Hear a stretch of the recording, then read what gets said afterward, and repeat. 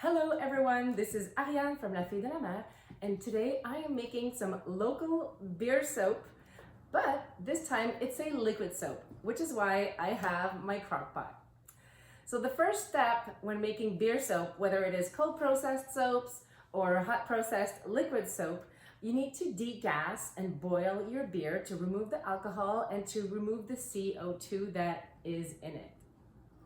I usually do this a couple days ahead so that my beer has the time to release all of the CO2, and then once I boil it, it does remove the leftover CO2 as well as the alcohol, and then I can cool it back down and it's ready to go when I make soap. Let's weigh the potassium hydroxide, and the one that I'm using today is from Windy Point Soap, one of my trusted Canadian suppliers. They are also a Patreon supporter.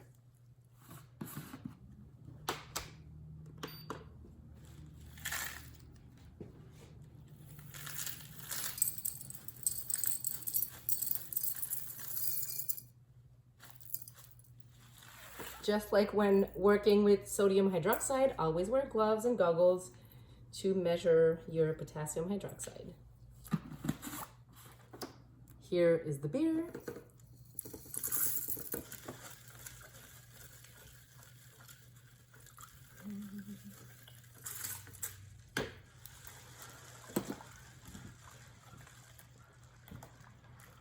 Now make sure there's no more flakes remaining here, that everything is dissolved. And my crock pot is set on low. I'm gonna slowly add this to my warmed oils pretty much straight away. This is at 148.49 Fahrenheit.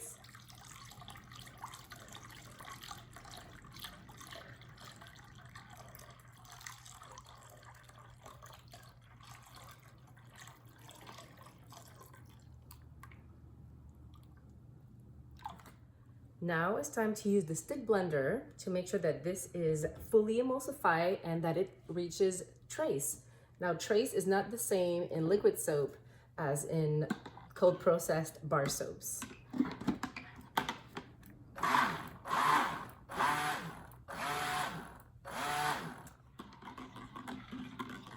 And every minute or so, I'm gonna come and pulse to reach that trace.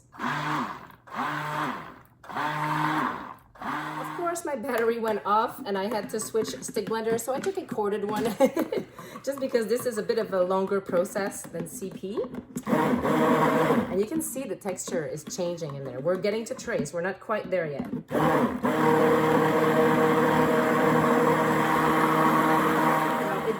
It did look like it wanted to separate. Don't worry. This just means that we are about to get that texture that we're looking for. The trace, see how thicker it is going now, so keep going.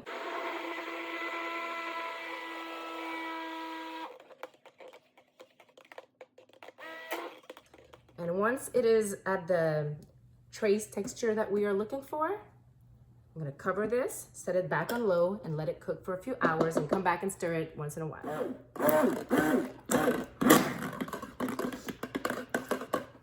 So cooking this soap will do a couple different things.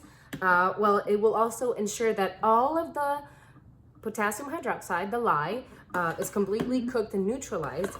It will also change the texture of this opaque soap to somewhat of a translucent, thick paste. Perfect.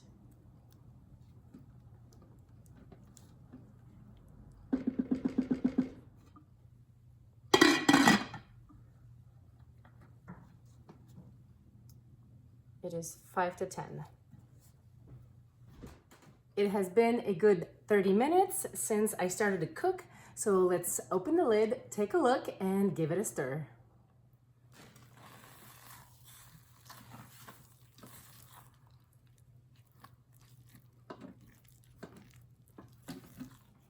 You can see that this soap has clearly started to cook, so I'm just gonna cover it, let it sit for another 20-30 minutes, and we'll be back to check on it.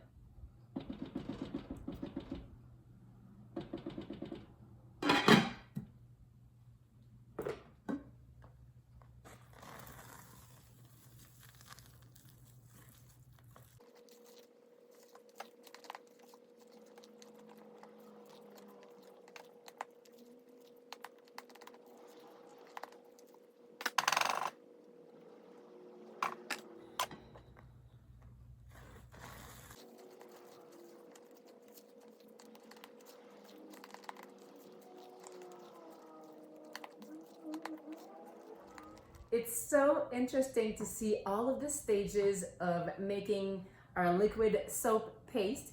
So for a fourth time, let's open the lid and stir it up. You can kind of see it like bubbling and cooking. So let's go and stir this up.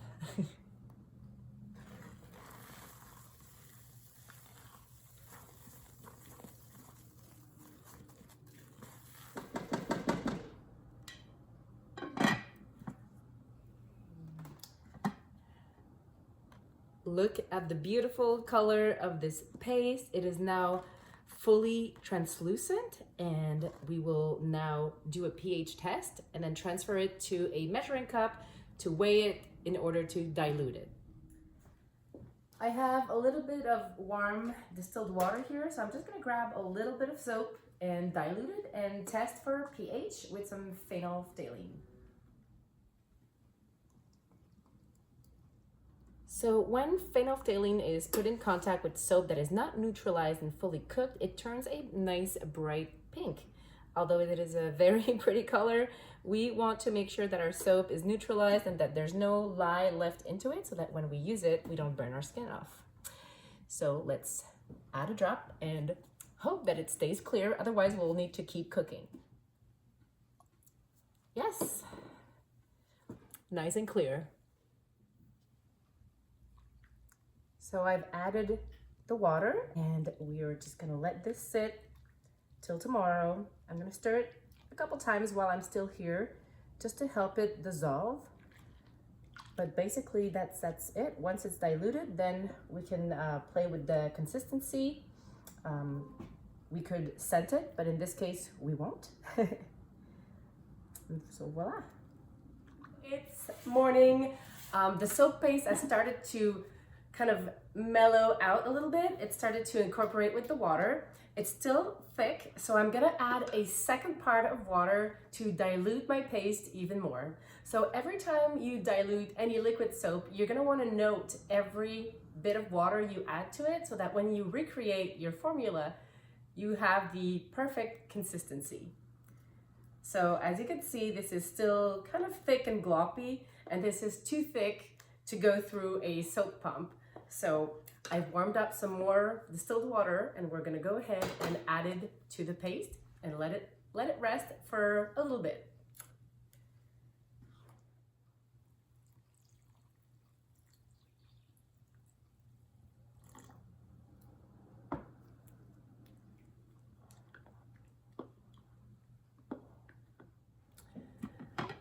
So while this is diluting and slowly melting and incorporating with the water, on the side I will prepare a salt solution made with sodium chloride, which is non-iodized table salt, and distilled water. And I know this may sound strange because we're diluting this, but in the same time it's very liquid, so it doesn't have a consistency to go through a pump. Now, if you want to use a foamer, you could dilute this even more and it will work great. But if you want a consistency that pumps and holds and doesn't like run through your fingers, you're going to need to thicken it back up. So it's easier to dilute it into a thinner soap. And thinner does not mean that it's not as concentrated. It's just that it needs the water to dilute down all of this paste.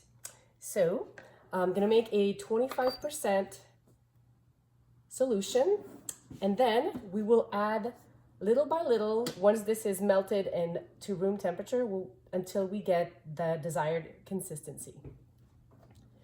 All right, so it's a small batch, we don't need much.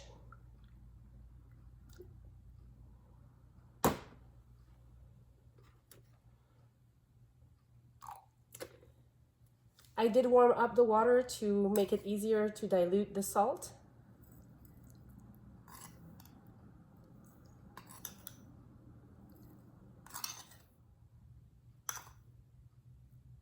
Yay, perfect.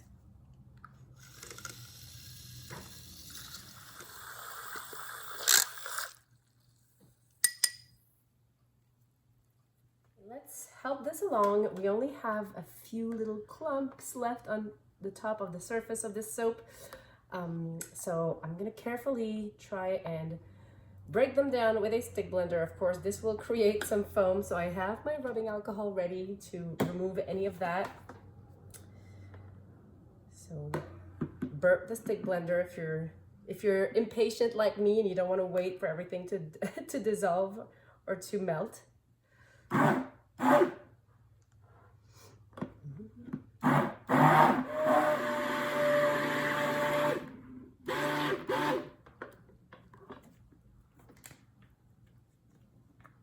Here's a little trick if you want to remove the layer of bubbles that is settling at the surface of your liquid soap. So you take a piece of, I don't know, cellophane or plastic wrap, and you just put it on the surface lightly and then peel it off.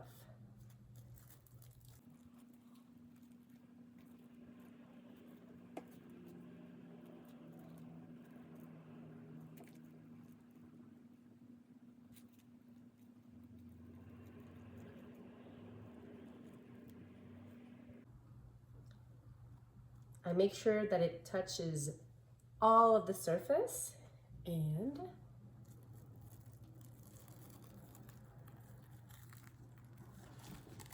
voila, no more bubbles.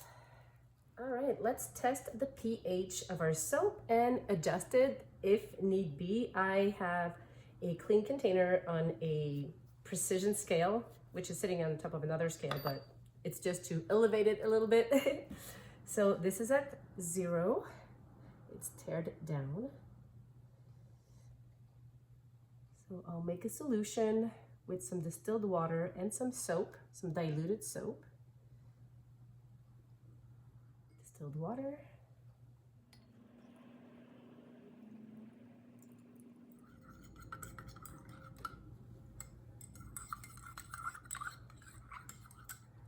It's a phenolphthalein solution, and this will help me figure out how to neutralize my soap. So when added to soap that has excess alkali, it turns pink. So with the citric acid solution, we will then lower the pH until the solution turns back to clear. Well, not clear because this is obviously kind of yellow, but to this tint.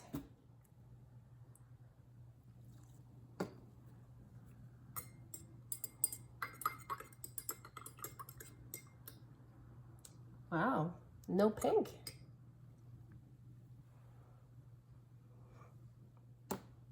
I usually don't work in a glass beaker like this, but because I want you to see what's going on, I decided to take out my gigantic beaker. So I'm placing my spatula here to break down the fall and avoid creating more air bubbles. At least trying to. Ooh.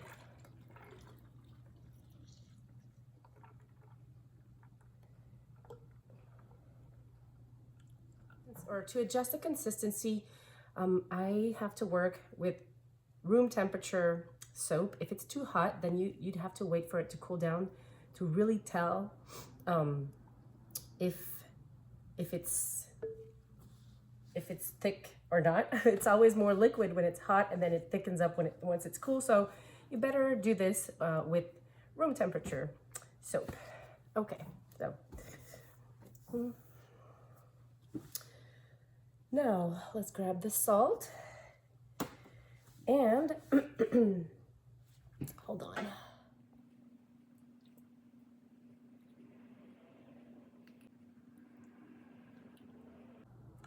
Perfect.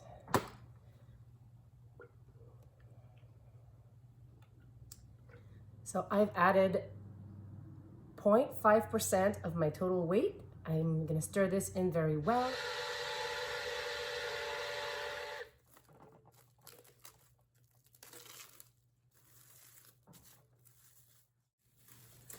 It's been 40 minutes, and I'm gonna check the viscosity and adjust it some more if needed.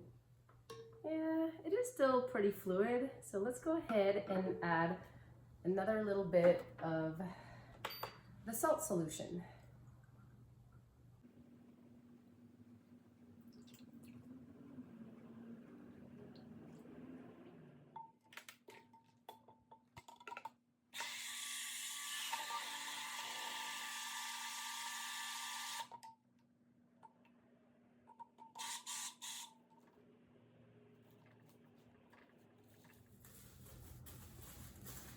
And voila, the soap is ready, and I will bottle it in these amazing custom-made mason jars using a dispenser pump like this one that fits on mason jars. So let's take a closer look on how I fill these.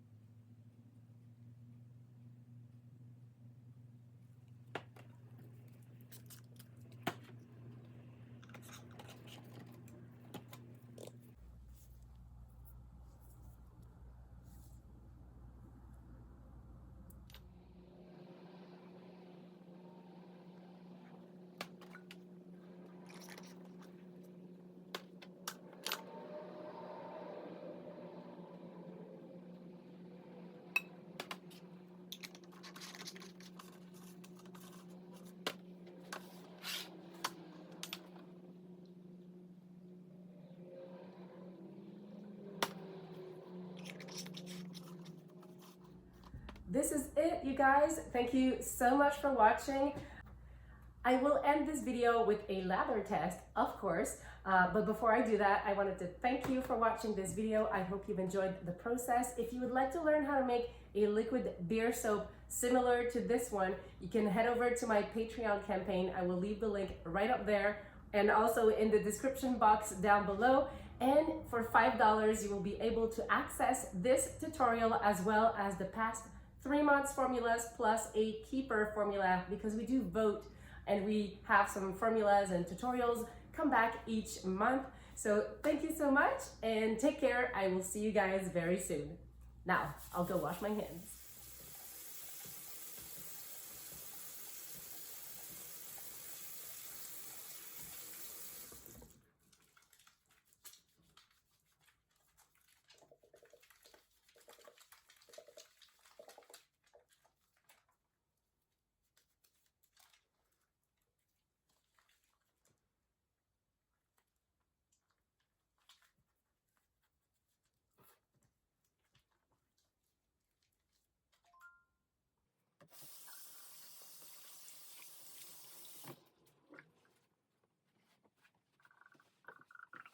And now let's talk business and make a bigger batch of the liquid beer soap.